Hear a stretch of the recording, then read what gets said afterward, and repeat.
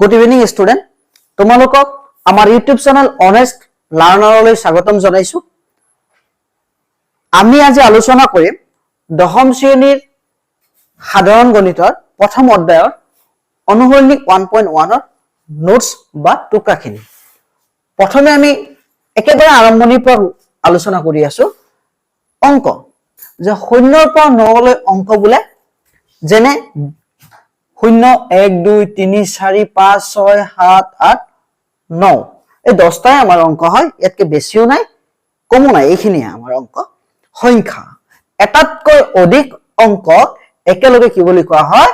সংখ্যা বোলে। যেনে 10 22 99 বা 99 তাৰপিছত চোৱা 100 লিখিব পাৰা 100 100 পাৰ বহুত আছে 5527 চোৱা কিমান এটাতকৈ বেছি হ'ব লাগিব, কিন্তু এনেকুৱা নহব।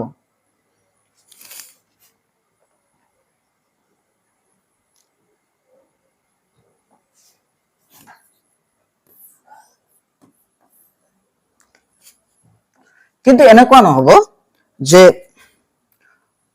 0 1 2 5 এইটো শূন্যটো যেতিয়া বাওফালে হ'ব নহয় তেতিয়া ইয়াৰ কোনো ভ্যালু নাথাকিব, যিমান সোঁফালে দিবা সিমান ভ্যালু থাকিব এনেকে।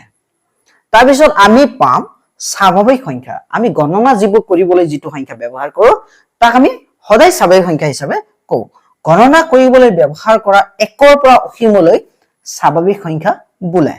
চোৱা যেনে 1 2 3 4 5 1 ৰ পৰা ষ্টাৰ্ট হয় এইটো 5 7 মাজৰ পৰা 5 7 কলা বা 6 7 কলা এইটো এটা স্বাভাৱিক সংখ্যাই হয়। পূৰ্ণ সংখ্যা 1 ৰ 0 ৰ পৰা অসীমলৈ পূৰ্ণ সংখ্যা বুলি কোৱা হয়। 1 ৰ পৰা গলে স্বাভাৱিক সংখ্যা আৰু 0 ৰ পৰা গলে কি বুলি কবা তুমি? পূৰ্ণ সংখ্যা। একেই কথা। চোৱা এইখিনি স্বাভাৱিক সংখ্যা আৰু লগত আছে শূন্যটো পূৰ্ণ সংখ্যা। 1 এটা স্বাভাৱিক সংখ্যা হয়, ই পূৰ্ণ সংখ্যা হয়। তাৰ পিছত পালো আমি অখণ্ড সংখ্যা। 0ক লৈ স্বাভাৱিক সংখ্যা আৰু তাৰ ঋণাত্মকক একেলগে কি বুলি কোৱা হয়? অখণ্ড সংখ্যা।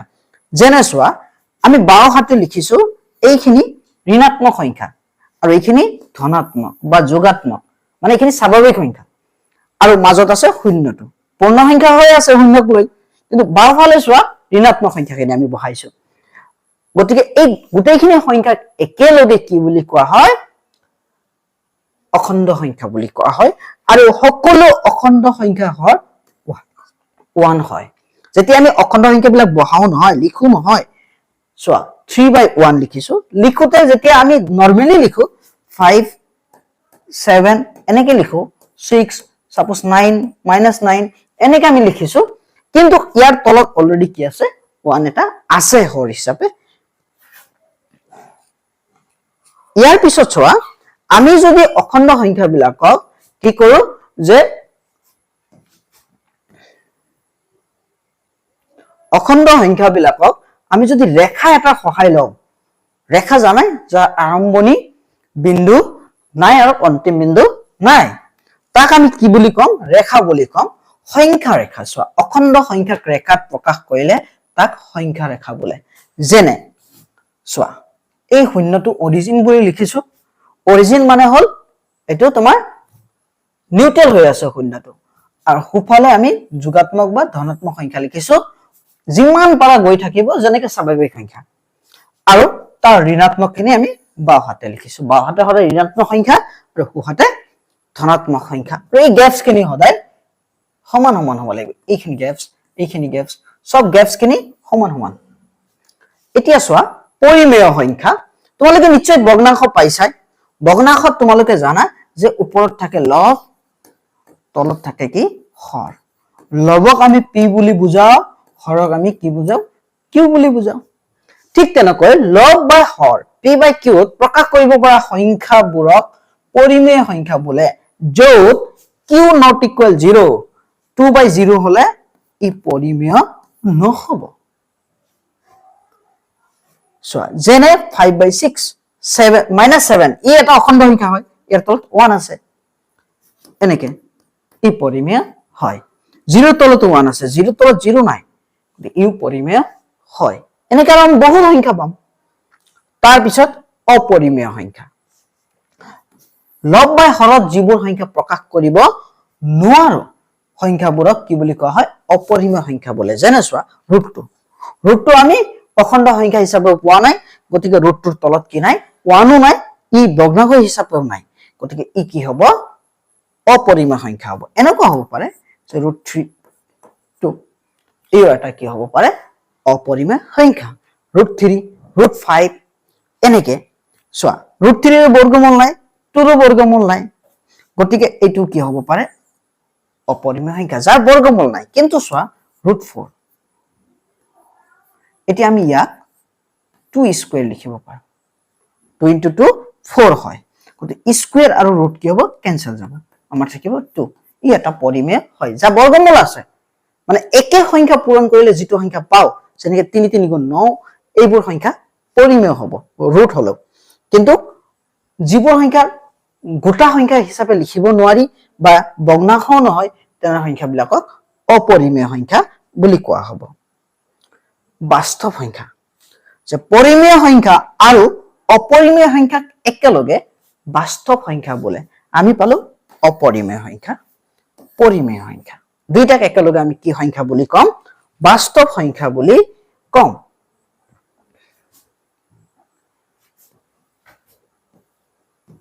নেক্সট চোৱা আমি দীঘল হৰণ। আমি নিশ্চয় দীঘল হৰণৰ বিষয়ে জানো, সকলোৱে জানো আমি চাগে। আমি দীঘল হৰণৰ বিষয়ে এতিয়া আমি আলোচনা কৰিম।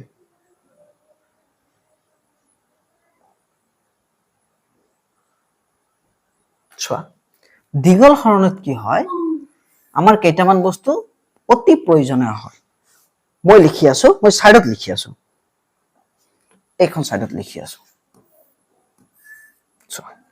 কেইটামান বস্তু কি কি প্ৰয়োজন হয়? প্ৰথম প্ৰয়োজন হয় আমাৰ ভাজ্য, এটুক আমি A বুলি কওঁ। তাৰ পিছত প্ৰয়োজন হয় ভাজক, ইয়াক আমি B বুলি কওঁ। তাৰ পিছত আমাৰ প্ৰয়োজন হয়, প্ৰয়োজন মানে আমি পাওঁ এইটো, ভাগফল, এইটোক আমি Q হিচাপে কওঁ। তাৰ পিছত শেষত পাওঁ আমি ভাগশেষ,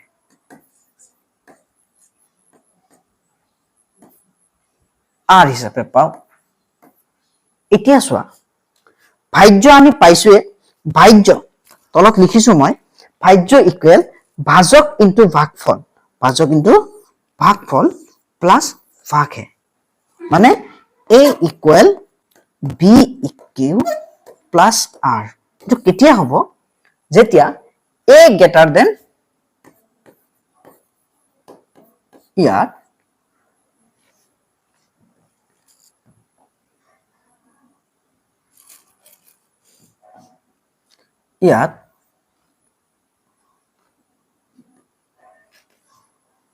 A গ্ৰেটাৰ দেন কি হ'ব? B হ'ব, আৰু B2 লেছ দেন B2 আৰতকৈ ডাঙৰ হ'ব, B গ্ৰেটাৰ দেন R। এতিয়া চোৱা আমি কেইটামান এক্সাম্পল লওঁ, যেনেকে 3 লৈছো, 4 হৰণ কৰি আছো, 3 4ত কেইবাৰ? একবাৰ, এক আহিল ন?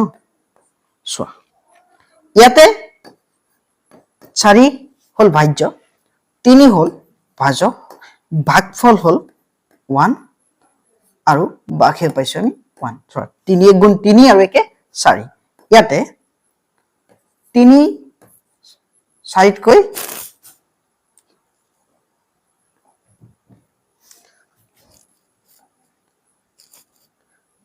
ইয়াতে 3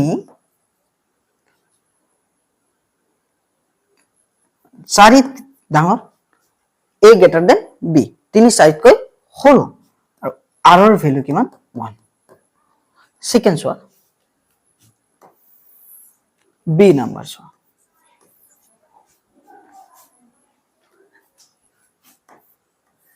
5 লৈছো, 4 লৈছিলো ন 1 ভৰাই লৈছো 5 3 5ত কেইবাৰ একবাৰ 3 5ত একবাৰ 3 1 গুণ 3 কিমান থাকিব 2 ইয়াতে চোৱা ভাজ্য হল 5 ভাজক হল 3 ভাগফল হল 1 2 ভাগে প্লাস কৰিছো এইখন প্লাস সাইন হয় আৰু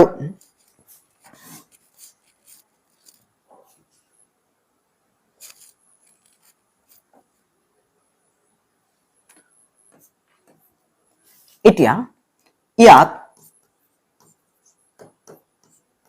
কি হৈছে চোৱা 5 greater than 3 তিনি 5তকৈ ডাঙৰ আছে সৰু ডাঙৰ হ'ব কেতিয়াও নোৱাৰে ডাঙৰ হ'বলে 5 সদায় 3তকৈ ডাঙৰ मतलब ভাজ্য ভাজকতকৈ সদায় ডাঙৰ আৰু r ৰ ভ্যালু 2 তাৰ পিছত c নম্বৰ চোৱা এতিয়া আৰু এটা বঢ়াই দি আছো মই 6 এক বঢ়াই দিলো নহয় বঢ়াই দিয়াৰ পিছত চোৱা 3 6ত কেইবাৰ 2 বাৰ আহি গলে এতিয়া 6 শূন্য আহিলো নহয় এতিয়া ইয়াতে ভাজ্য হল 6 ভাজক হল 3 ভাগফল হল 2 আৰু ভাগে হল 0 ইয়াতো সেম কথা 6 3তকৈ ডাঙৰ আৰু r ৰ ভ্যালু 0 চোৱাচোন আৰু এটা লও আমি তেতিয়া বস্তুখিনি বুজি পাবা ভালকে চোৱা এক বঢ়াই দিছো মই 7 লৈছো 3 7ত কেইবাৰ গল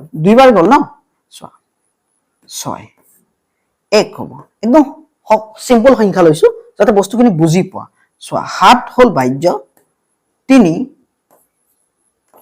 আমাৰ হল ভাজক ভাগফল হল 2 আৰু ভাগে হল 1 এতিয়া চোৱা আমাৰ 6 টো বা 7 টো ইয়াতে 6 নহয় ইয়াতে 7 আছে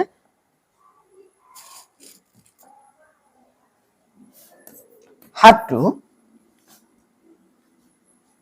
3তকৈ ডাঙৰ r ৰ ভ্যালু 1 এতিয়া বস্তুখিনি চোৱাচোন 4 কেনেকৈ পালো আমি 3 পূৰণ 1 3 আৰু 1 কিমান 4 ইয়াতেও 4 ডাঙৰ 3 সৰু বাকি কিমান ওলাইছে 1 তাৰ পিছত চোৱা ইয়াতেও চোৱা 3 1 গুণ 3 আৰু 2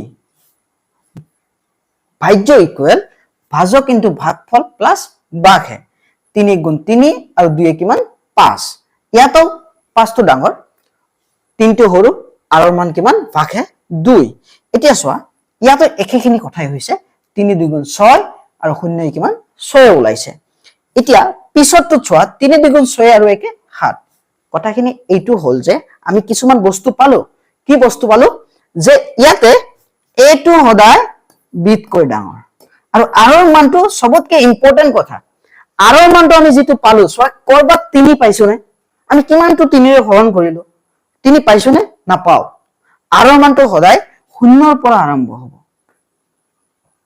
আৰু যিমান যাব b তকৈ কি হ'ব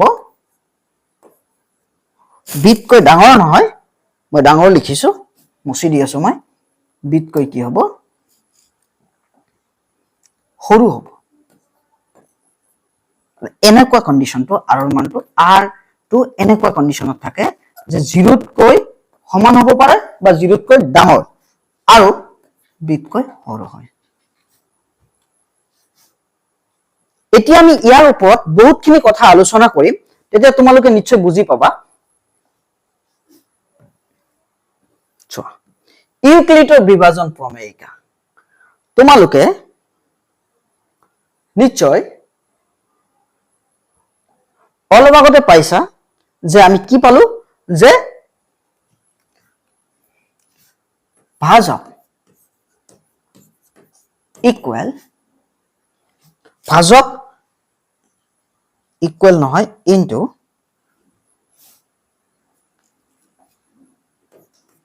ভাগফল প্লাস ভাগে এইখিনিত আমি কি পাও ভাজ্য পাও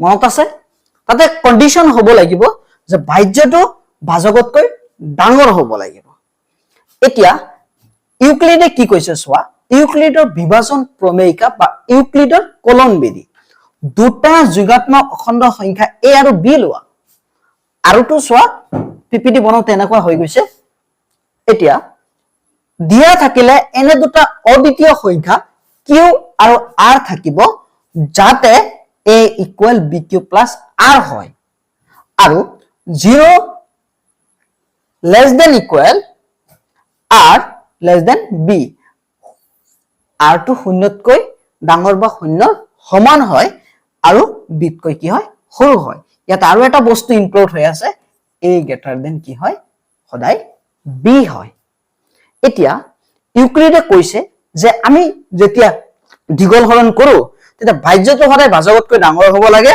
আৰু ভাগহেতু শূন্যৰ পৰা আৰম্ভ হয় কিন্তু ভাজকতকৈ সৰু হ'ব লাগে ইয়াকে ইউক্লিডৰ বিভাজন প্ৰমেয়িকা বুলি কোৱা হয় ইউক্লিডৰ বিভাজন কলন বিধি এই প্ৰমেয়িকাটোৰ ওপৰতে ভিত্তি কৰা হৈছে আৰু এইখিনিতে আমি দ্বিগল হৰণৰ ওপৰত ভিত্তি কৰি যেহেতু ইউক্লিডৰ বিভাজন প্ৰমেয়িকা কৰিছে গতে তাতে কিছুমান আমি নিয়ম পালো বা কিছুমান ধৰ্ম পালো সম্পূৰ্ণ বিভাজ্য যোৱা সংখ্যাত ভাজ্য সদায় ভাজকতকৈ ডাঙৰ সদায় ডাঙৰ a greater than b ভাজক সদায় ভাগহেতকৈ ডাঙৰ ভাজক আৰতকৈ সদায় কি ডাঙৰ আমি পালোৱে ভাগেৰ সংখ্যা সদায় ভাজকতকৈ এক কম হয় যদি b ৰ মান 3 হল তো r ৰ মান 0 1 2 লৈ সীমিত আমি অলপ আগতে পালো যদি b ৰ মান 4 হয় বা 5 হয় r ৰ মান 0 1 2 3 4 5 নহব এক কম হ'ব লাগে যেটো ভাজকত ভাগে শূন্য হয় সেই ভাজকটো উক্ত সংখ্যা দুটা গহাও হয় আমি পিছত আমি কৰিম ইউক্লিডৰ কলন বিধি সহায়ত গহাও ওলাম যেতিয়া গহাও ওলাম HCF বুলি কয় যেতিয়া ওলাম গৰিষ্ঠ সাধাৰণ উৎপাদক যেতিয়া আমি ওলাম তেতিয়া তোমালোকে নিশ্চয় বুজি পাবা যে আমাৰ পিছৰ অনুসলনি আমাৰ 1.2 ত আমি বিতংভাৱে আলোচনা কৰিম উৎপাদক আৰু গুণিতক ইয়াতে আমি খালি ইউক্লিডৰ কলন বিধি ব্যৱহাৰ কৰি ওলাম তোমালোকে নিশ্চয় গম পাবা তেতিয়া আমি কেনেদৰে বস্তুখিনি ব্যৱহাৰ কৰিছো আৰু তাতে আমি কি পাম যে যেতিয়া ভাগ হে শূন্য হৈ যাব আর যেতিয়া 0 হ'ব হেইটোৰ ক্ষেত্ৰত b টো তোমাৰ কি হ'ব HCF হৈ যাব এতিয়া কলন বিধি কাক কয় কিছুমান সুসজ্জিত ক্ষেপৰ স্তৰৰ এটা শ্ৰেণীয়ে এটা কলন বিধি বুজায়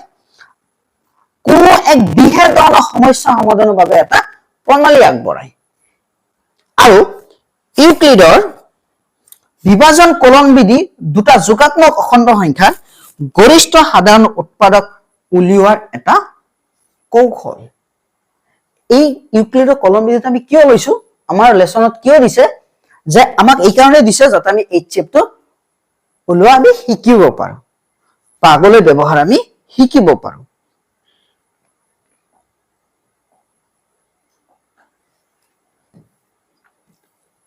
প্ৰমেয়িকা কাক কৈছো প্ৰমেয়িকা হল এটা প্ৰমাণিত বিভূতি যাক অইন বিভূতি এটা প্ৰমাণ কৰাৰ বাবে ব্যৱহাৰ কৰা হয় প্ৰমেয়িকা মানে যে যিকোনো এটা তথ্যৰ পৰা আন এটা তথ্য প্ৰমাণ কৰিবলৈ ব্যৱহাৰ কৰা হয় আৰু আমি কিছুমান প্ৰয়োজনীয় সূত্ৰ পাম সূত্ৰ আমাৰ কিছুমান প্ৰয়োজনীয় সূত্ৰ সো মই গাই দি আছো a + b whole square a square plus 2ab plus b square b number swa a minus b whole square a square minus 2ab plus b square a plus b whole cube a cube plus 3a square b plus 3ab square plus b cube etu enekeo likhibo pari a cube plus 3ab whole a plus b plus b cube d number a minus b whole cube equal a cube minus 3a square b plus 3ab square minus b cube ইয়াক আমি এনেকেও লিখিব পাৰো a square minus b square a plus b a minus b a square plus b square a plus b whole square minus 2ab নহলে ইয়াক লিখিব পাৰো আমি a minus b whole square plus 2ab যদি ইয়াক মাইনাস দিয়া তাহলে plus দিব plus 2ab কৰিবা লগত আৰু যদি প্লাস দিয়া minus 2ab কৰিবা a cube minus b cube a minus b whole a square plus ab plus b square a cube plus b cube equal a plus b whole a square minus ab plus b square.